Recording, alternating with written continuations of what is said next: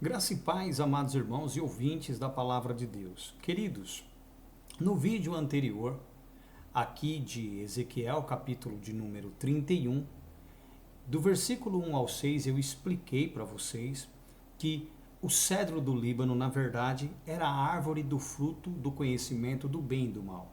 Nós sabemos que o cedro não tem, como que eu posso dizer, fruto comestível. Logo, o fruto que Eva comeu e deu ao seu marido se encontra no sentido figurativo, se refere ao que eles fizeram com o cedro.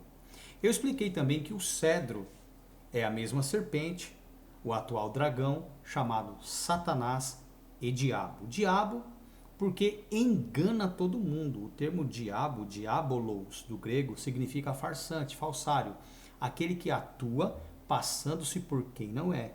E ele engana todo mundo, principalmente os supostos pregadores, da palavra, judeus, católicos e protestantes, esses que são leigos. Graças a Deus que nós conhecemos o Deus verdadeiro revelado na pessoa de Cristo. Bom, como no vídeo anterior eu expliquei dos versículos 1 ao 6, nós partiremos a partir do 7. Sendo assim, se você quiser entender mais sobre este assunto, explicações sobre a influência que o cedro exerceu sobre as outras árvores, ou o querubim da guarda ungido, exerceu sobre os outros querubins, serafins, arcanjos, sobre os outros anjos que estavam no jardim do Éden, assista ao primeiro vídeo que você vai entender, tá bom? Ele serve como o início da explicação, então é interessante que você assista esse, depois de ter assistido aquele, o primeiro, tá certo? Bom, antes de mais nada, se inscreva no canal, clique no sininho para ser notificado de novos vídeos, deixe o seu like, o seu joinha, porque isso ajuda com que o logaritmo do YouTube entenda que é um assunto procurado, então ele divulgará ainda mais os nossos vídeos. Também compartilhe os nossos vídeos na sua rede social para que você possa divulgar o nosso canal, tá certo? Deus abençoe todos vocês e bora para o texto. Ezequiel, capítulo 31, agora neste vídeo, a partir do versículo de número 7.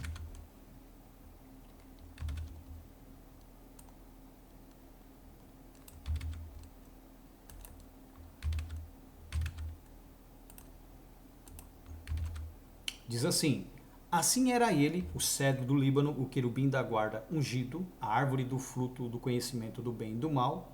Assim era ele formoso na sua grandeza, na extensão dos seus ramos, porque a sua raiz estava junto às muitas águas. Assim era ele formoso na sua grandeza, atraente no poder que ele exercia, na extensão dos seus ramos, na sua influência, porque a sua raiz, ou seja, ele era nutrido, a sua raiz estava junto às muitas águas. Quem são as muitas águas? Lembram? Apocalipse 17:1 e 17:15. As águas sobre as quais a grande meretriz se assenta são povos, nações, multidões e línguas. Logo, o que o nutria, o dava poder, eram as águas, os povos, nações, multidões e línguas. E ele se utilizava das correntes dessas águas, ou seja, da crença dessas pessoas, para regar a sua plantação, as outras árvores do jardim, que eram os outros anjos também, querubins, serafins e arcanjos, inferiores a ele. Ele se utilizou de toda a influência que ele tinha sobre as pessoas e transformou estes outros anjos em deuses dentre as nações, assim como ele, sendo ele colocado como o cabeça do panteão, composto pelos demais anjos que também passaram a apresentar-se diante de toda a humanidade, em toda a crença sobre a face da terra que venera um ídolo, alguém chamado Deus, eram esses anjos. Tá certo? Vamos lá, vamos dar continuidade aqui. Versículo de número 8. Os cedros, o termo cedro aqui, ele é utilizado para caracterizar os querubins. Então, os cedros não podiam escurecer no jardim de Deus. Os outros querubins não eram equiparados a ele em poder. Não podiam escurecer no jardim de Deus. Não faziam sombra sobre ele. Era ele quem fazia sombra sobre eles. Tá certo? As faias, os serafins, não igualavam os seus ramos, não tinham a mesma influência. E as castanheiras, os arcanjos, não eram como os seus renovos, não tinham a mesma revelação.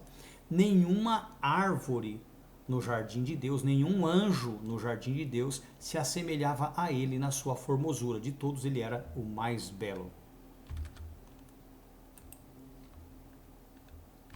Versículo 9.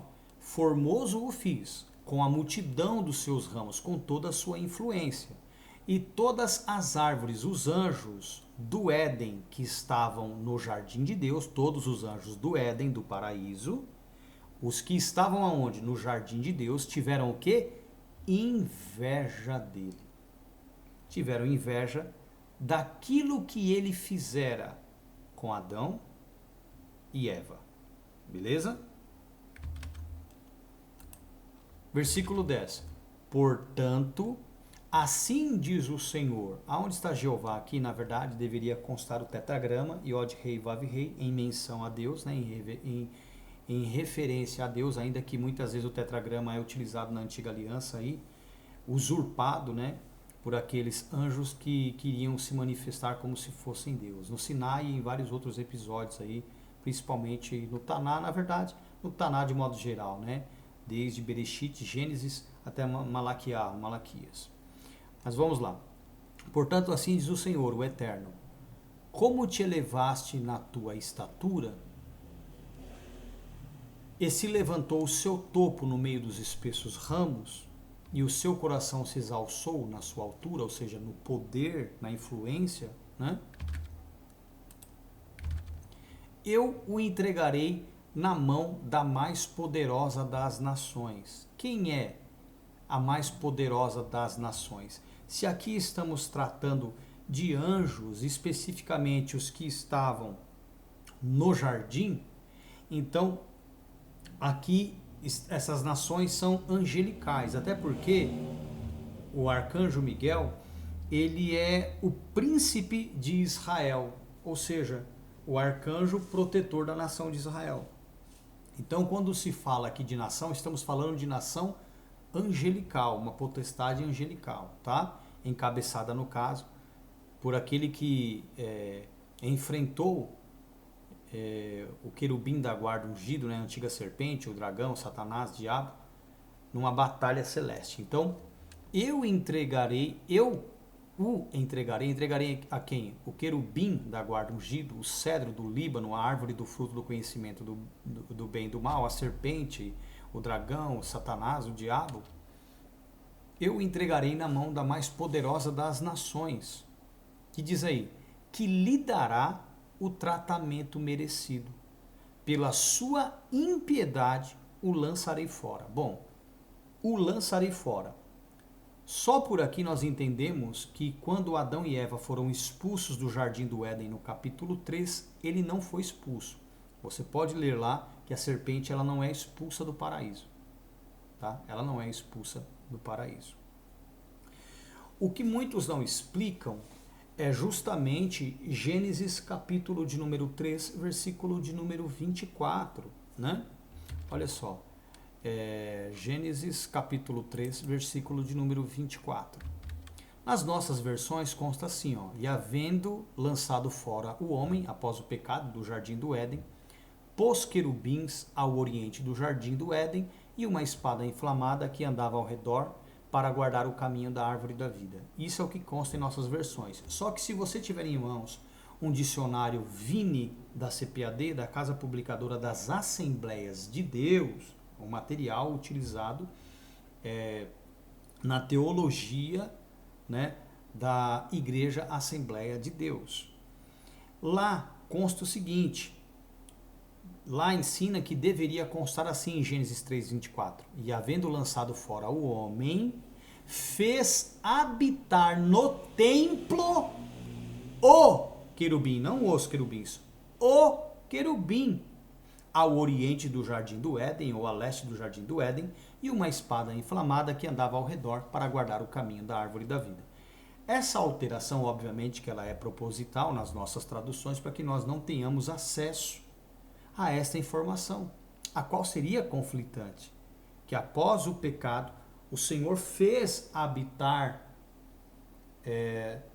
no templo o querubim. Por quê? Porque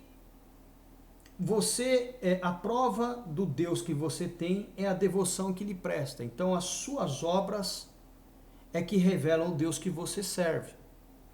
Como ele corrompeu a humanidade, então ele passou a ser o quê? O Deus da humanidade. Então ele foi habitar no templo.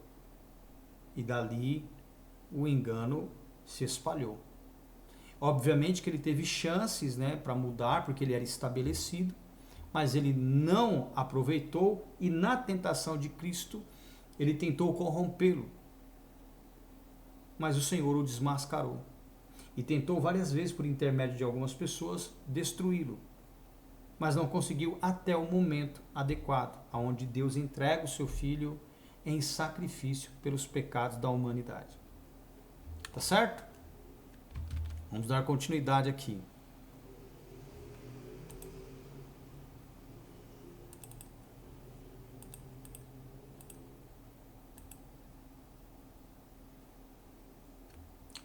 Voltando para Ezequiel, capítulo 31, versículo 11.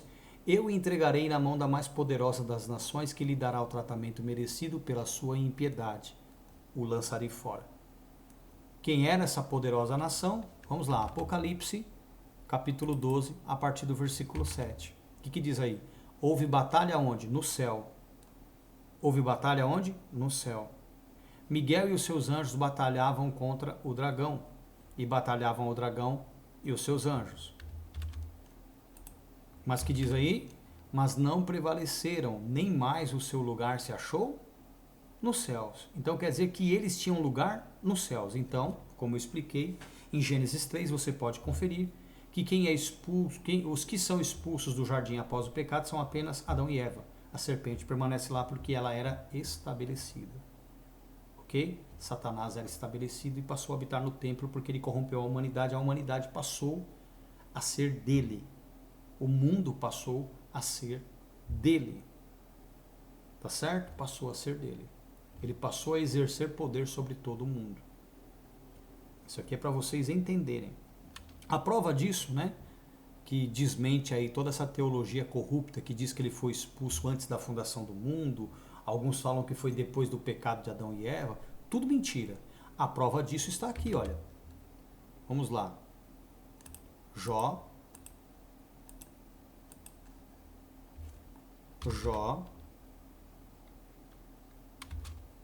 capítulo 1, versículo 6.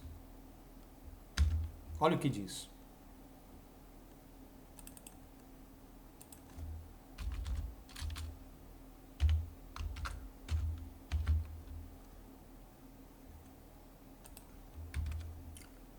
E vindo um dia em que os filhos de Deus, e aqui se referem aos anjos, tá? Esse termo aqui se refere aos anjos, porque em hebraico aqui consta Benai Elohim.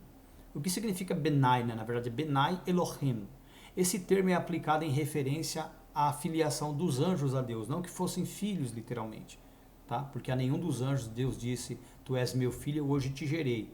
Mas era um termo aplicado a eles por conta de sua manifestação, o povo atribuía a eles serem filhos de Deus.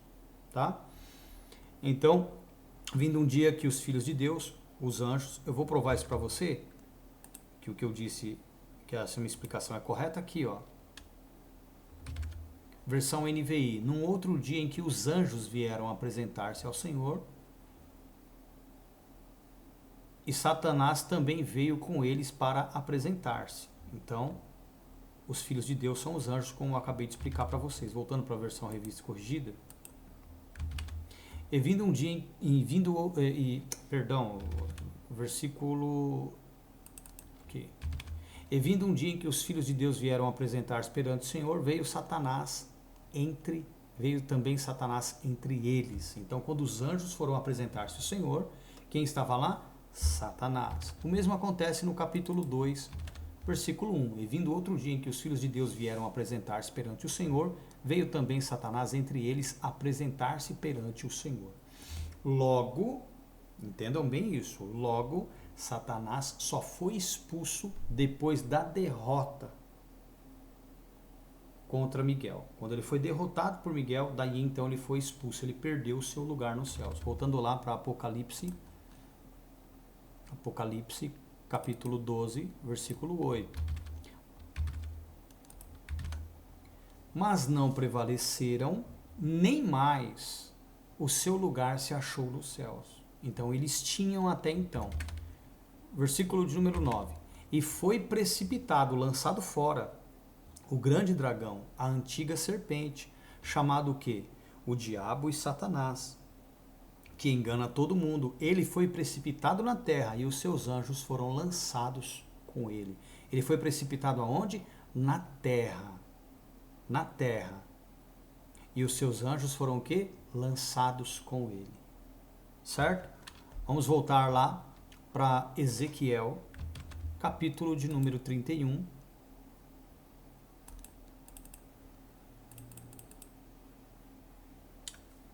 Versículo de número 11. Então Miguel encabeça a grande nação angelical que fora a responsável em expulsá-lo com os seus anjos do céu. Eu entregarei na mão da mais poderosa das nações, que lhe dará o tratamento merecido pela impiedade, pela sua impiedade, o lançarei fora. Fora da onde? Do seu lugar, dos céus. Tá certo? 12. E estranhos, os mais formidáveis das nações, o cortaram e o deixaram. Quem são esses? Quem são esses? Os pregadores. Cortaram relações com ele e deixaram de segui-lo pelo conhecimento da verdade. Caíram os seus ramos, as suas influências sobre os montes e por todos os vales, que eram justamente os lugares para onde os crentes vão desde a antiguidade buscá-lo, nos montes e nos vales. Não que nós não possamos utilizar esses lugares para buscar a Deus, mas os crentes dos dias de hoje e de antigamente vão nesses lugares, clamando por ele, pensando que ele é o Pai de Jesus Cristo. E os seus renovos, os seus mistérios foram quebrados por todas as correntes, ou seja, por todas as pessoas, né? As correntes aqui são de correntes de água que representam as pessoas, povos, nações, multidões e línguas, que davam a ele crescimento e também ele se utilizava dessas correntes para regar a sua plantação e as árvores do campo que eram os outros anjos, tá certo? E todos os povos da terra se retiraram da sua sombra, saíram de debaixo do seu poder e o deixaram. Todas as aves do céu habitavam sobre a sua ruína e todos os animais do campo se acolheram sob os seus ramos, que é o que nós vemos hoje, a corrupção, a destruição aí do meio ambiente, tá? Para que todas as árvores, os anjos, veja bem, todas as árvores junto às águas não se exaltem na sua estatura. Então, para que todos os anjos, junto aos povos, nações, multidões e línguas, não se exaltem, não se ensoberbeçam na sua estatura, no seu poder, nem levantem o seu topo no meio dos ramos espessos, nem se utilizem de todo o seu conhecimento, toda a sua sabedoria, de todo o seu entendimento, suas revelações para corromper a humanidade. Nem, agora nós vemos um outro grupo aqui de anjos, de árvores, nem as árvores, no caso os anjos, que bebem as águas, venham a confiar em si. Aquelas que ele utilizava aí, a influência que tinha sobre os povos e fazia com que os tais lhes prestassem culto como se estes anjos fossem deuses. Né? Por isso que ele passou a ter poder sobre os anjos, porque ele dividia a glória que ele tinha da humanidade com eles, atribuindo a eles divindade, obviamente, inferiores a ele, mas lhes atribuía divindade também, tá? Então, estes anjos foram os deuses dentre as nações, aqueles seres que são citados de alta estatura, né? Ali que nós vemos em muitos escritos, muitos desenhos nas paredes de templos, pirâmides por todo o mundo. São esses indivíduos, eles procriaram com as mulheres, são os anjos, tá? Então,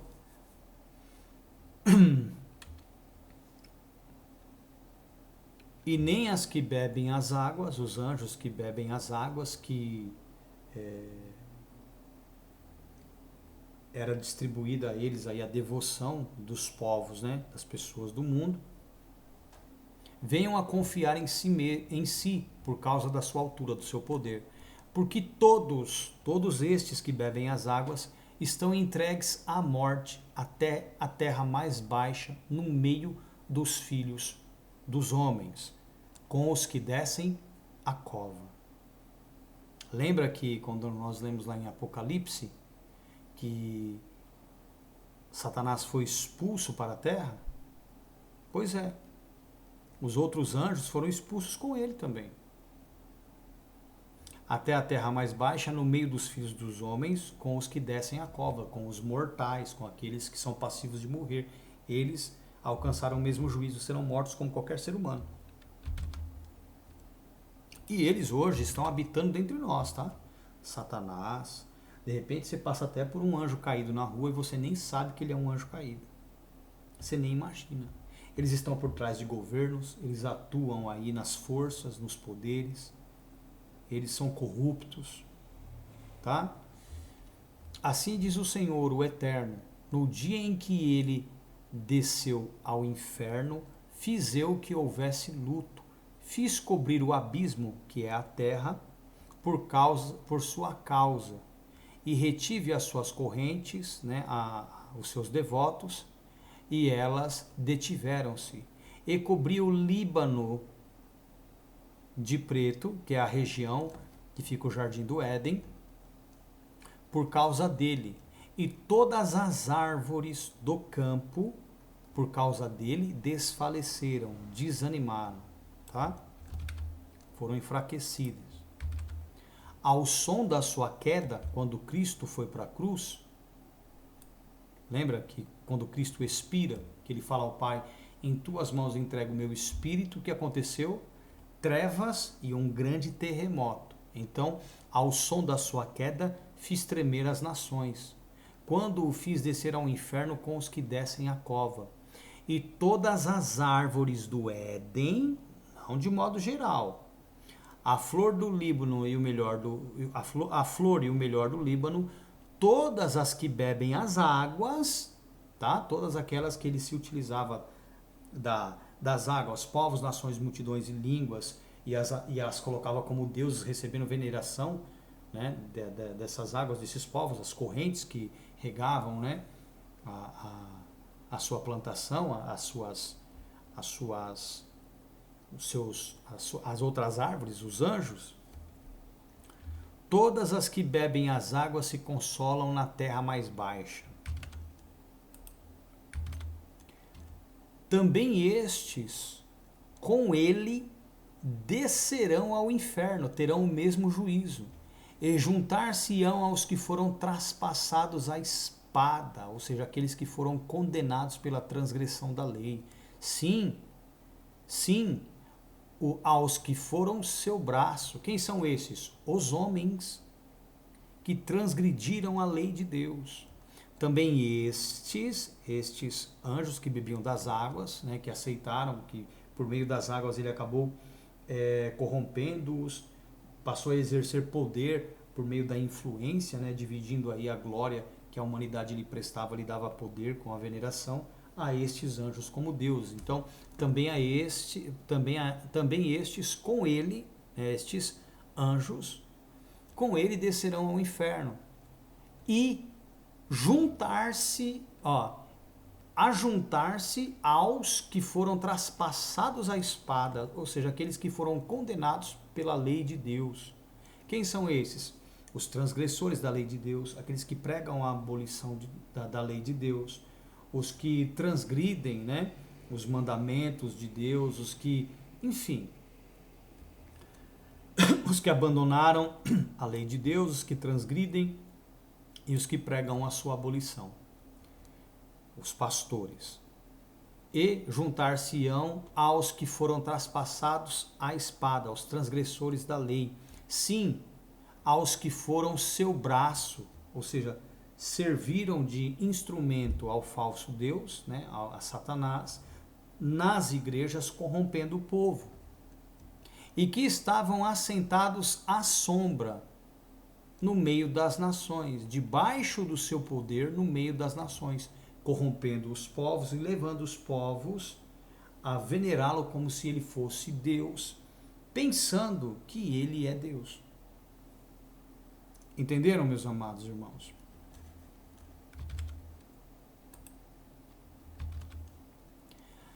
A quem, pois, é semelhante em glória e em grandeza entre as árvores do Éden, entre os anjos do Éden?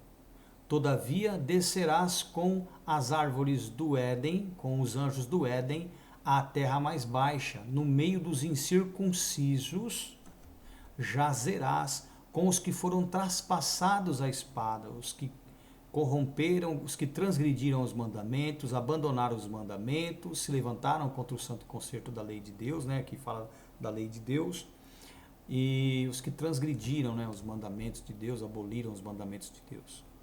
Este é Faraó, né? Aqui volta de novo a metáfora lá do início do texto, e toda a sua multidão, diz o Senhor, o Eterno. Então, nesta leitura de Ezequiel 31, pelo que foi explicado aqui, ficou muito claro para vocês que a árvore do fruto do conhecimento do bem e do mal é este cedro que estava no jardim de Deus, que estava no Éden, certo? No jardim do Éden. E que as outras árvores, dentre as quais Adão e Eva se esconderam, lá de Gênesis 3:8, eram esses anjos que tiveram inveja dele. Tá certo? Então, essa pregação, ela traz muito esclarecimento, elucida vocês sobre toda a tramóia, sobre tudo o que aconteceu lá no Éden, tá bom? Não percam os próximos vídeos, pelos quais eu estarei trazendo uma outra explicação e já mostrando ele ali como querubim, para que vocês possam entender com facilidade, tá bom? Deus abençoe todos vocês. Eu peço encarecidamente que vocês contribuam, né, com os seus dízimos e ofertas por meio do Pix no CPF 18583398863 ou no Pix no celular no 11 986796974. Ajudem-nos a manter o canal, né? Ajudem-nos a conquistar aí um material melhor para uma edição mais bem feita, um programa legal. Então tudo isso depende aí da sua oferta, da sua caridade, tá bom? Deus abençoe todos. E por esse mesmo número aqui de celular do Pix, você também pode entrar em contato comigo caso você tenha interesse em fazer parte aí do grupo da nossa igreja ou passar a fazer parte do rebanho aqui da Ceifa, tá? Ceifa é a sigla de Comunidade Evangélica Instruída no Fundamento Apostólico, que todas as igrejas deveriam ser. Deus abençoe vocês. Fiquem na paz.